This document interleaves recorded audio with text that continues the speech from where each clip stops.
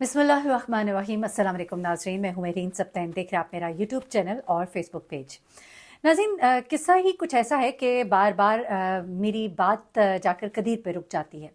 मैं कई दफ़ा इस बात का जिक्र करती हूँ और अभी भी अपनी स्टोरी को शुरू करने से पहले मैं आपको बताती चलूँ कि कदीर जो है मेरी बुक्स में एक इंतहाई मजलूम शख्स है इस वक्त, क्योंकि उसकी बीवी और उसकी माँ, उसकी बहन, उसका सब कुछ लुट गया है। उससे ज़्यादा तकलीफ में कोई नहीं है। लेकिन कुछ चीज़ें हैं जिन पर मुझे एतराज़ पहले भी था, अभी भी है, और अब कुछ और मज़ीद चीज़ें मेरे सामने आई हैं। एक रिपोर्टर है और उन्होंने मुझे कुछ चीज़ें शेयर की हैं जब से कदीर अपने घर वापस गया है। उसके बाद कुछ बहुत ही अजीब चीज़ें हैं और कुछ ऐसी चीज़ें हैं जो लोग तो एक्सपेक्ट नहीं कर रहे थे, लेकिन मैं एक्सपेक्ट कर रही थी। वो सब कुछ क्या है, और क्या कदीर जो है अब अपनी वालदा के हक में खुलकर सामने आएगा। कुछ ऐसी चीज़ें मैं आपके साथ शेयर करूंगी जो आपको भी हैरान कर देंगी, क्योंकि अब कदीर से कुछ मुलाकातें हुई हैं उसके घर में कुछ लोगों की। वो लोग जो है इसकी वालदा की साइड से हैं, वालदा के रिश्तेदारों में से हैं, जिनमें कि उसकी बहन जो है सबा है। ख़ास तौर पे सबा कुछ और करीबी रिश्तेदारों को लेकर आई है, उसने कदीर से उनको मिलवाया है। कदीर की जहन साजी कह लीजिए या उसके दिल को साफ करने की कोशिश की जा रही है। लेकिन मैं समझती हूँ कि कदीर को हक के साथ खड़ा होना चाहिए। कदीर इस वक्त एक अजीब से दोराहे पर है। मैं आपको बताऊं कि एक तरफ माँ है, बहन है, चाहे जितने ही बुरे हों, लेकिन माँ और बहन के लिए खून जोश मारता है, आपकी मोहब्बत जोश मारती है। जो भी हो, माँ को जब वो जेल में देखेगा, थाने में देखेगा, सुलाखों के पीछे देखेगा, सज़ा काटते देखेगा, चक्कियाँ पीसते देखेगा, तो बेटा है, दिल तो पसीज ही जाएगा।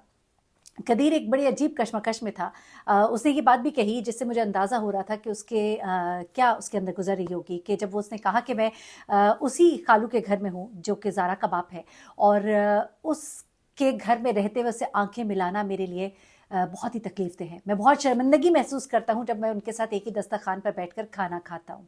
तो ये तमाम चीज़ें आपको बता सकती हैं कि वो कितने कर्ब में उस घर में रह रहा था। शायद यही वजह है कि उसने उस घर में वापस आने को तरजीह दी जहाँ पर उसकी बीवी को मारा गया था। गो उस घर से बहुत सी तकलीफ यादें होंगी उसकी जुड़ी, लेकिन शायद उस घर में वो उस शर्मिंदगी से बच सकेगा। उसे उन लोगों से आंखें नहीं मिलानी पड़ेंगी जिनकी कातिल उसकी माँ और उसकी बहन है। तो ये सब कुछ जो है उसने भी उसको वापस अपने घर जाने पर मजबूर किया। नंबर 2 ये कि चूंकि वो वहाँ पर था तो सही, लेकिन उसका दिल और जहन अपनी माँ की तरफ था। मैं ये बातें क्यों कह रही हूँ, देखिए आप कुछ चीज़ें ज़रा नोट कीजिएगा।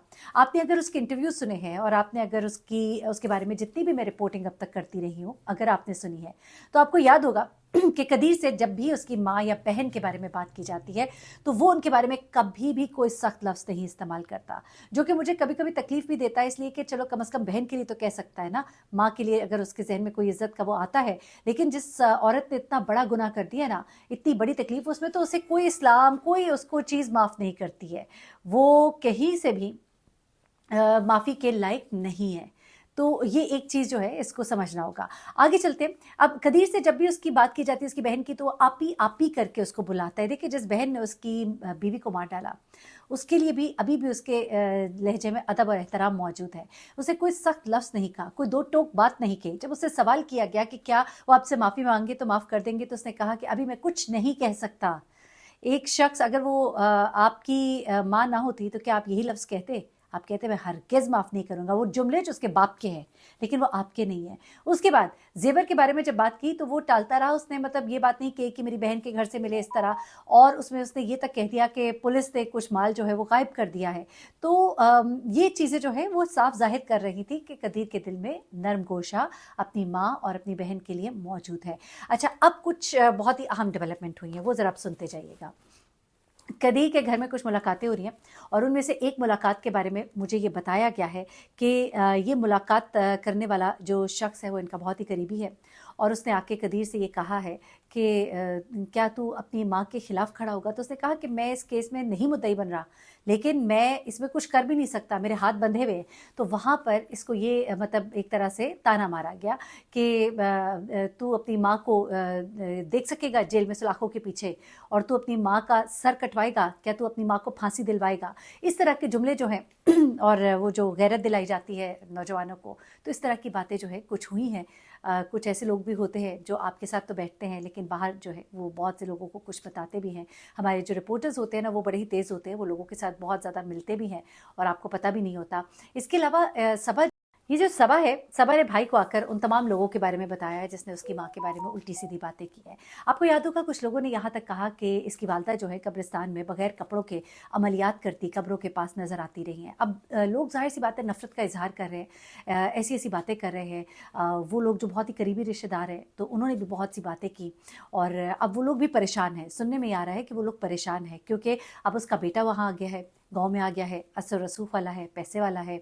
अब उनको परेशानी है कि हमने ये इंटरव्यूज़ तो दे दिए लेकिन अब उन लोगों को पैगामात भी भेजे जा रहे हैं। सबा इससे पहले उन लोगों को सुनने में आया है कि धमकियां भी देती रही है कि तुम मेरी माँ के बारे में जो कुछ बोल रहे हो मैं तुम सबको देख लूँगी और तुम सबको इसका जवाब देना होगा।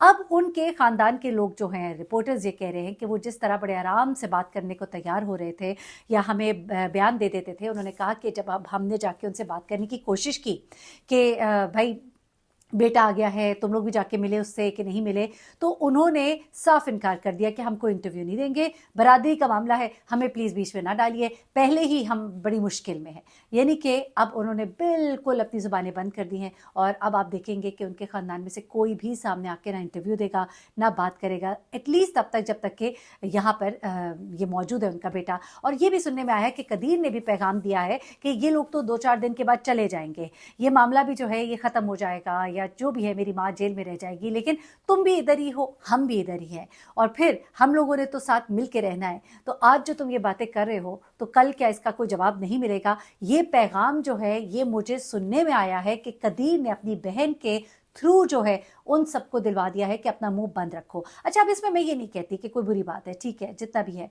अपने माँ के लिए गालियाँ नहीं सुनी जाती हैं, तकलीफ होती है, जो भी है उसका बहुत बड़ा नुकसान हो गया है। लेकिन हैविंग सेड दैट, मैं हमेशा ये कहूँगी कि हमारा दीन कहता है, मैं कदीर को ये पैगाम दूंगी कि मैं जानती हूँ कि बड़ी तकलीफ में है लेकिन ये याद रखिएगा कि हमारा दीन कहता है कि जहाँ पर जुल्म है, जहाँ पर नाइंसाफ़ी है, तो फिर आपने जालिम के खिलाफ खड़ा होना है, खा वो आपका रिश्तेदार क्यों ना हो। आप अंबिया कराम अलैहिस्सलाम की ज़िंदगी से मिसालें ले लीजिए, जहाँ पर उनके बाप दादा भाई कोई भी गलत था तो उसके साथ खड़े नहीं हुए। हज़रत नूह अलैहिस्सलाम जब कश्ती में जा रहे थे, उनके बेटे ने आवाज़ें दी थी फिर आखिरी वक्त में, लेकिन हुक्म खुदाबंदी था और इंसाफ के साथ खड़े होना था, इसलिए आपने उसको नहीं उसकी तरफ मुतवज्जे हुए। इसी तरह से जहाँ पर जुल्म है आपने उससे दूर खड़े होना है, क्योंकि आपने अल्लाह को भी जवाब देना है, कल को आपको अपने बेटे को भी जवाब देना होगा। बेशक आप जितना मर्जी समझें मैं अपने बेटे को साथ ले जाऊंगा, पता नहीं शायद आप उसको कुछ और बताएंगे, ये लेकिन ये नेट पर सब कुछ मौजूद रहेगा।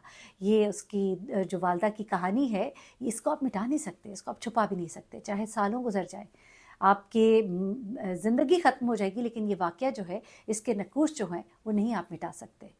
तो कोशिश कीजिए कि इंसाफ कीजिए, क्योंकि अल्लाह के यहाँ भी आपने सुरखरू होना है। एनीवे, अब कुछ चीज़ें हैं जिसमें कि वो जो मोबाइल इनके लिए जाए गए थे उनके बारे में बताया जा रहा है कि उनका मोबाइल डाटा जो है वो रिट्रीव कर लिया गया है। वो मोबाइल बहुत ख़राब हालत में थे, ख़ासतौर ज़ारा का तो बिल्कुल टूटा हुआ था। उसके अलावा जो 3 मोबाइल थे उनमें से एक इसकी बहन यास्मीन का, एक कदीर का और एक और मोबाइल था, और इन मोबाइल से कोई बहुत सारा डाटा जो है वो इकट्ठा किया गया है। लेकिन इस डाटे में अभी तक बताया जा रहा है कि कोई ख़ास मटीरियल जो है वो नहीं मिला, चीज़ें चेक की जा रही हैं। कोई 1-2 आखिरी कॉल्स हैं उनके बारे में कहा जा रहा है कि वो कॉल्स जो है शायद कदीर ने कोई कॉल की थी, उस टाइम पे यकीन बीच में फ़ोन ऑन किया गया था, फ़ोन ऑन करने की वजह से कदीर की कोई कॉल भी आई थी इस फ़ोन पर, लेकिन फिर फ़ोन को बंद कर दिया गया। गालबन फ़ोन में से देखा जा रहा था कि कोई उसके अंदर ऐसा मटीरियल तो नहीं है जो उनके खिलाफ इस्तेमाल हो सके, और उसके बाद फ़ोन को तोड़ के लिफाफे के अंदर फेंक दिया गया था। तो ये भी एक चीज़ जो है ये सामने आ रही है कि कॉल डाटा रिकॉर्ड से पता लग रहा है कि कत्ल के बाद फ़ोन एक दफ़ा ऑन हुआ, ऑन होने के बाद फ़ोन बंद हुआ, बंद होने के बाद जो है, और इसी ऑन और बंद होने के दरमियान में कॉल्स आई हैं, वो कॉल्स कदीर की बताई जा रही हैं। तो इसमें थोड़ी सी मामलात है। उसके अलावा इसी कत्ल के दौरान क्या इटली फ़ोन किया गया, इटली से कितने फ़ोन आए, यानी कि यास्मीन का शौहर या दीगर लोग इसमें कितने इन्वॉल्व हैं। तो ये तमाम चीज़ें जो है ये अभी कुछ हैं, अभी उनके ऊपर गौर होना है और उनमें से कुछ निकलेगा। लेकिन ये कहा जा रहा है एटलीस्ट कि फ़ोन में से कोई ऐसा मैसेज या कोई वीडियो या कोई तस्वीर अभी तक सामने नहीं आई, लेकिन कॉल डाटा रिकॉर्ड से कुछ चीज़ें जो हैं उन्हें अभी हल किया जा रहा है। मज़ीद जो इस केस में अपडेट्स होंगे आपके साथ शेयर करूँगी। अपना बहुत ख्याल रखिएगा, दुआ में याद रखिएगा। अल्लाह हाफ़िज़।